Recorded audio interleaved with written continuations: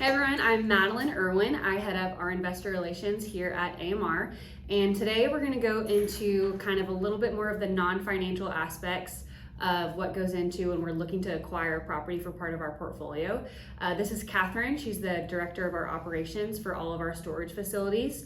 And so obviously there's a ton of financial modeling, underwriting, numbers that go into, why we would select a property, select a deal for our investors, but then there's also a ton of non-financial aspects and things to consider as well. So we're gonna have Catherine here kind of go through our top 4 or 5 things that we look for. We'll have other videos and other content that kind of go into each of those in a lot more detail. But for today, we're just gonna kind of touch on the non-financial top things that we look for when we pull up a property, pull up a deal, and kind of know right off the bat, whether or not this is a good deal for us. So Director of Operations, Catherine, kind of give us your top things and we'll go from there. As Madeline said, my name is Catherine Paduano. I am the Director of Storage Operations for the AMR storage portfolio.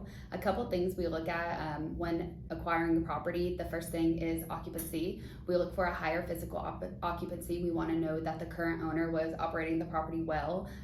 Another thing that we look for that is really important is economic occupancy. When there's a lower economic occupancy, we know that the current tenants are paying less than our turnover tenants, and that there's going to be room for us to increase rents upon acquiring the property. Another thing that we look for is comparables. We want to make sure that the property is going to be able to compete with other properties in the area, that we have room to increase rents, that there is ability for growth. We also look at demographics. We want to know if we're going to be able to operate the property as a remote facility, or if we're going to need a manager. We go in, we check to see how many check payers there are, how many cash payers there are, and get a good idea of the surrounding area, and make sure that we are our management strategy is according to the demographic. And then finally, we look at the delinquencies. We want to know going in, are we going to have to do a bunch of auctions? Is this a property that we can go into and rebrand and take over and it be an easy transition, or is it something that we're going to have to work on?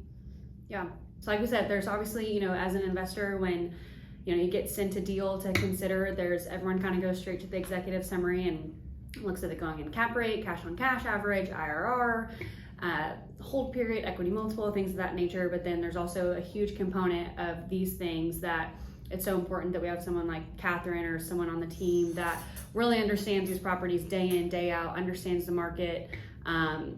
Obviously those numbers don't just come from anywhere.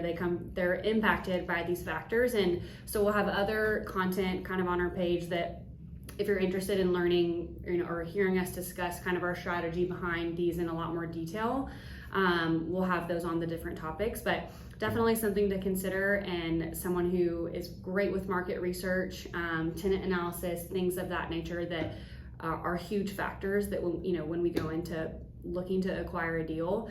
It's nice to have myself, Catherine, our financial analyst team kind of all sit down, go through all the angles and see if it's really a good fit. So would love for y'all to be able to check out our other videos that kind of go into these in more detail. And yeah.